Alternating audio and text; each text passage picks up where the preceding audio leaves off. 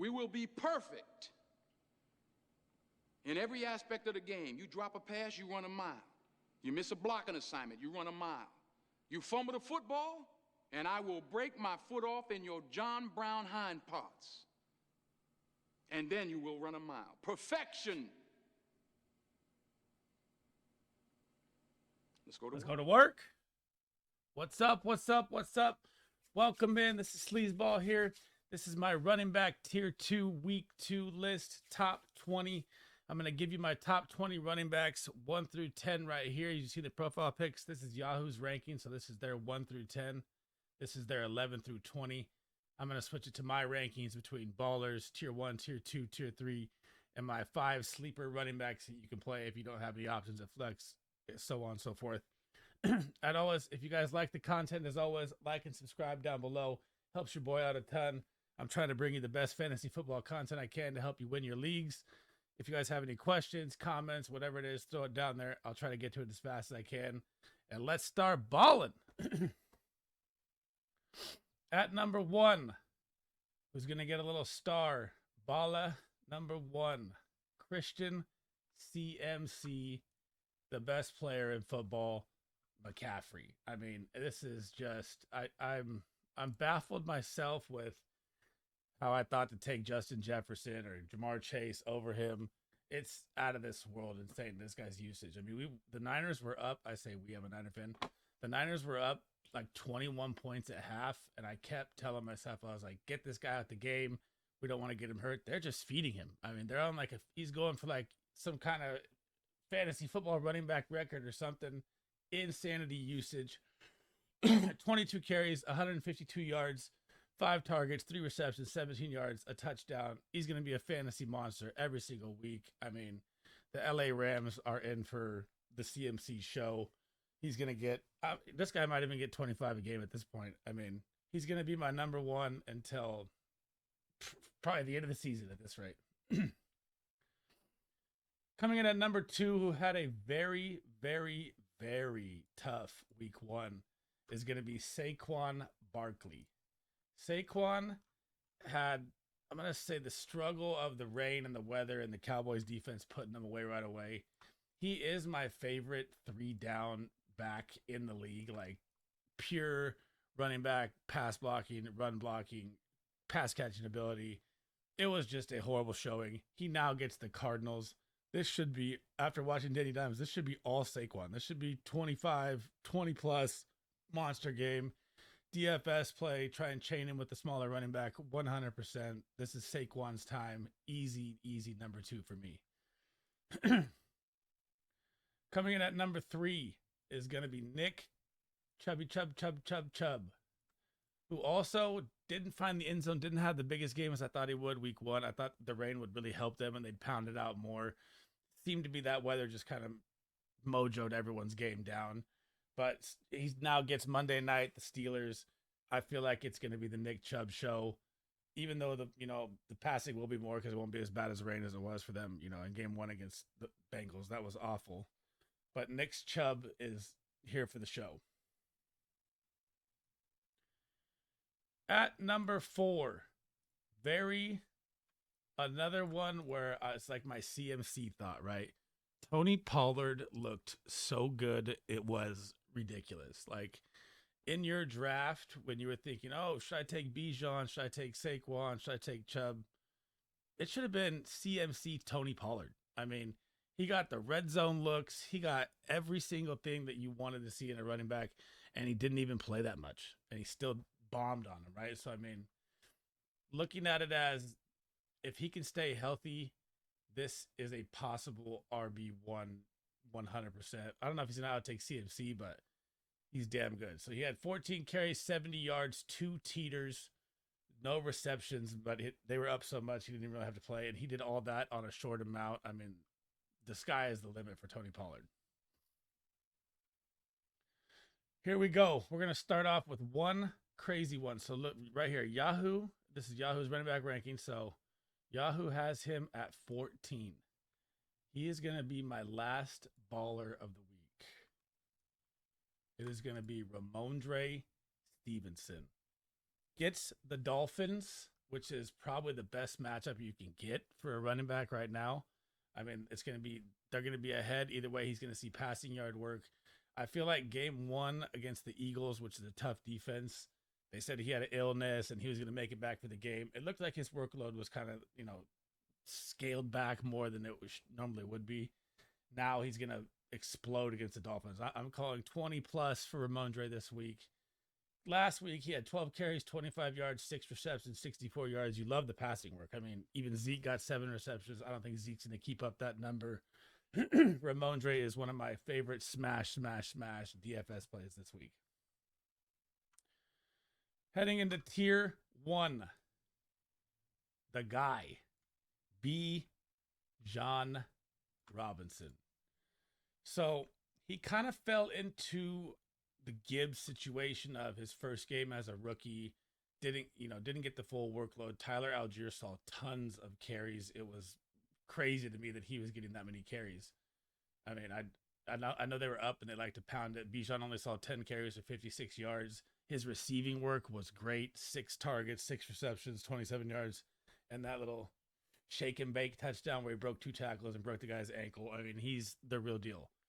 He's gonna finish top 10 as a rookie, maybe top 5. Must start tier 1 baller probably every week. Bijan looks like the real deal. At number 7, we are gonna go with Old Man River, Derrick Henry. So there's a couple points I got to bring up right here with Derrick Henry. Like this, everyone, Father Time, he's getting old. This guy's just built different, right? He just took 15 carries for 63 yards, 3 receptions. The receptions, 56 yards receiving for Derrick Henry was crazy. But the points I got to bring up are right here. So if you're holding Derrick Henry right now and the Titans lose this game, you better find a way to get value out of him after this, because I'm not sure how long they're going to, tank it out with Derrick Henry when Ty J. Spears looks really good. So just a thought to throw in there. But, until any of that happens, he's always going to be a top 10 running back of mine until, got no injury or nothing. But he's always so good. You have to keep him in there. My number 8 was very, very, very surprising to me. I kept hearing all draft that, Tank Bigsby. Yeah, Tank Bigsby vultured a touchdown, but this was 100% the Travis Etienne show. Like he's like 80% usage, insane numbers all the way. I mean, what did he have? Let's see. 18 carries, 77 yards, 5 receptions, 27 yards, and got 2 flags called back. So he would have had like 7 receptions, which is already like 70% more a game than he got last year. He's looking like an RB1 running back that I, even myself, missed on in round 3. I should have been targeting him. He looks so damn good. ETN is little shout out to the Fantasy Football Show, to the moon, man. He looks good, dude. Number 9 heading into the week. The guy that I was telling all of you about, not to worry about Charbonnet. That means nothing. And my reasoning for that was they signed Charbonnet in the 2nd round. Yeah, everyone got all excited. 2nd round pick. Dude, Kenneth Walker's just a better runner. But the fact that I was getting at when saying this is the Seahawks have had so many injuries for the past 3 years at running back, and then their backup, and then their next backup. So my thought process the whole time was, yeah, he might get some 3rd down snaps, but he's going to be there for just the injury reason, and that is exactly 100% what happened. Kenneth Walker got all the looks. Charbonnet got 5 plays in the game, barely saw the field, and they were down. So you would think Charbonnet would get more passing work. No, this is the K9 show. It will always be the K9 show until he gets hurt. I don't want to hear any more Zach Charbonnet things from anyone. Get K9. It's honestly a buy now on K9. This is a buy now time. He came off like a 12-point game. Not great. This is the time to smash. He is going to get the Lions. It is going to be a shootout game if they fall behind. I thought he would be out, but I don't think he's going to be out anymore if they fall behind. He's pretty much the workhorse number back right now. Go get K9. At number 10, this one, I don't, they have him at 13. Aaron Jones. So Aaron Jones was the RB1 last week. He looked absolutely fantastic. I targeted him, missed him. I got sniped a lot on him in drafts. I mean, everyone's always, on the Aaron Jones train. He literally went 9 carries, 41 yards, 2 receptions, 86 yards. So, and then he pulled his hammy, right? Which is why we're going to talk about in a second.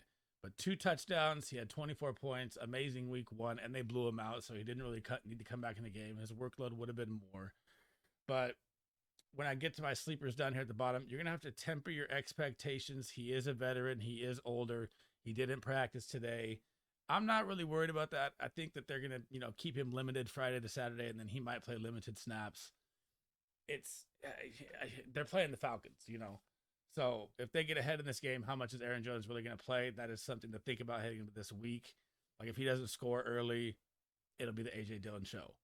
So that's my end of tier 1. Heading into tier 2 is going to start off with Joe Mixon, who also, like all the Bengals, like T. Higgins is 0 catch. None of them performed. Do not panic. Do not hit the sell button. Joe Mixon is the full workhorse. They will be in every game from here on out. I'm guaranteeing it. Well, I don't know about every game, but I mean, they're not going to get beat like that. The breaks off of them, and just Joe Mixon gets no touches or nothing. I mean, there's no way. So he saw 13 carries, 56 yards. The reception work was nice. He had 5 targets, 3 receptions for 17 yards. Didn't find the end zone. The rain game was really ugly.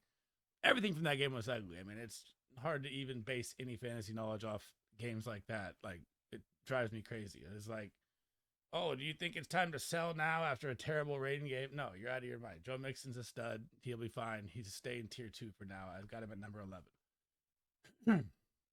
At number 12, I'm going to follow along with the Yahoo rankings, is the guy that I've been talking about all preseason, is James Cook. James Cook. This guy looked so good. He looked explosive against a very, very top 3 great defense.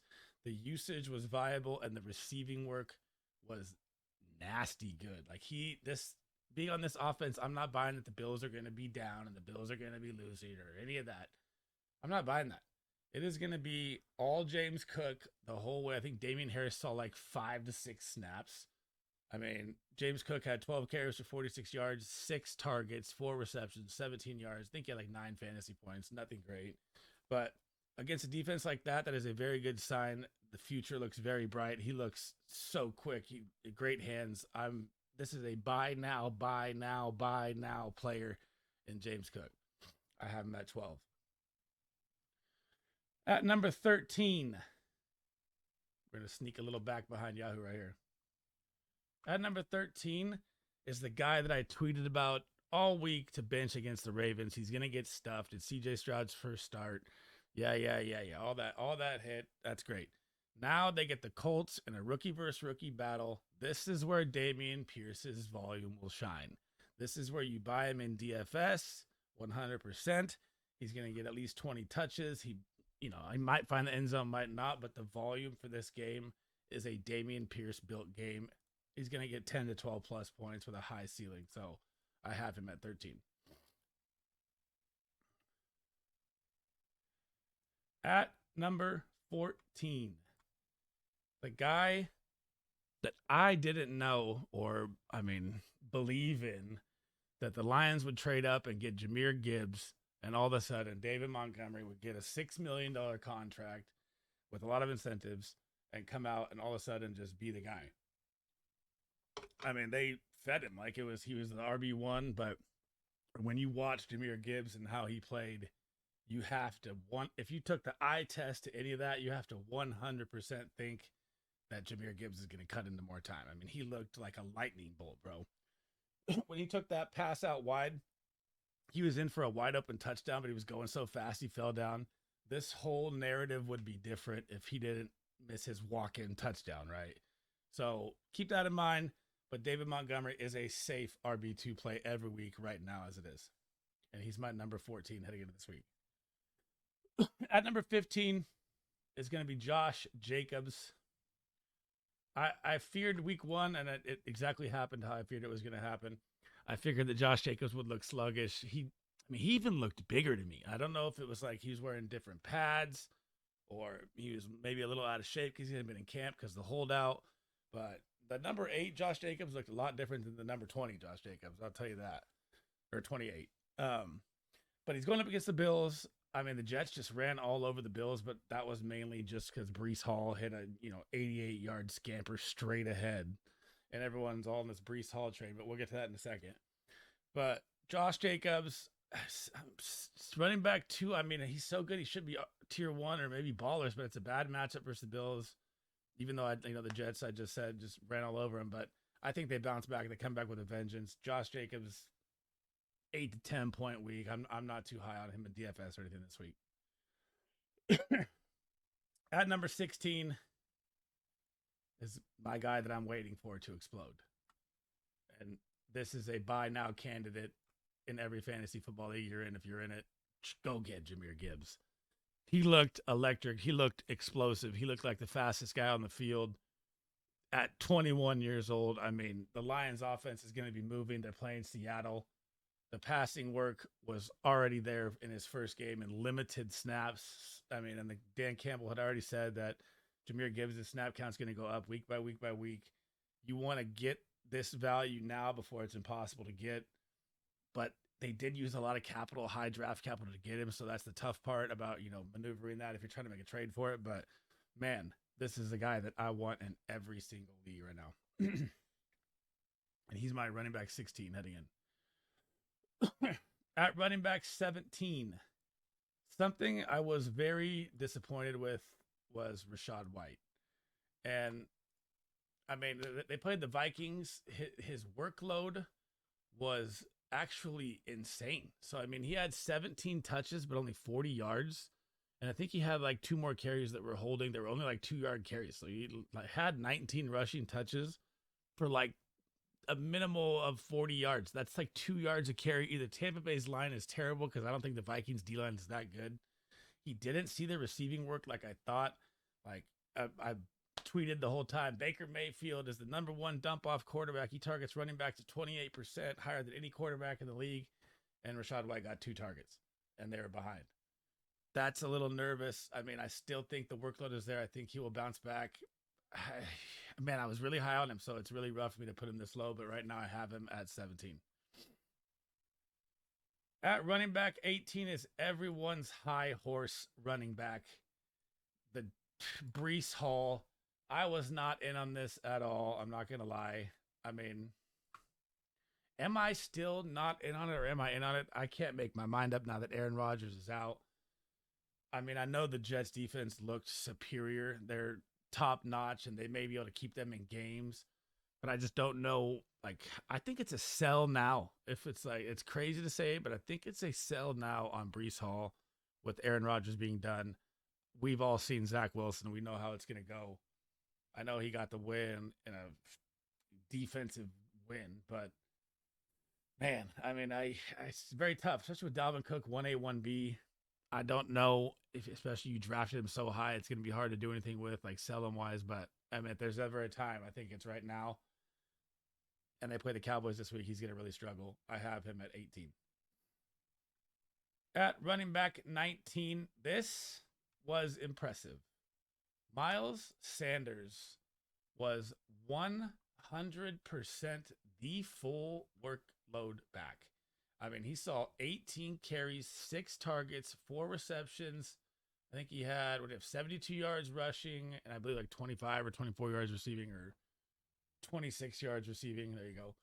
I mean, this is workload that I think only like one running back competed with on the week with him, and that was CMC. So, I mean, the amount of touches he's going to see, regardless winning or losing, is massive. This is a buy now running back for me. Even if the Panthers start losing, this is still buy now. I mean, Chuba Hubbard did see 9 carries, but they're pulling a Falcons from 2022. If they're losing, they're still running. Like, they don't want to let the reins go on Bryce Young. They're not going to just let him pass down 20 points. They're running the ball. So Miles Sanders has great value to me at this moment. This is a buy now candidate for me. I like Miles Sanders a ton. At number 20, last but not least, is one of my that I've been tweeting about. Sell high running backs in Alexander Madison. Everyone thought he was going to be the 3-down back like Dalvin Cook. That does not look like the case. Ty Chandler looks like he's going to eat in. Alexander Madison had a terrible day. He saved his day with a touchdown on a little 5-yard reception, or I think it was like 6-yard reception. I mean, he did not look good running between the tackles.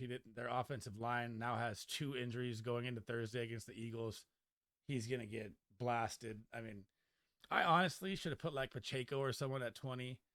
But just because he had such a good week 1, I'll keep him at 20. But I'm going to sit him all the way. Alexander Madison, sell high right now. Get out while you can. 100%. That is it for my tiers, guys. Now I'm going to head into the sleepers. I don't really know if I call them sleepers, but sleepers is up there. I mean, these are 5 running backs that you can flex play.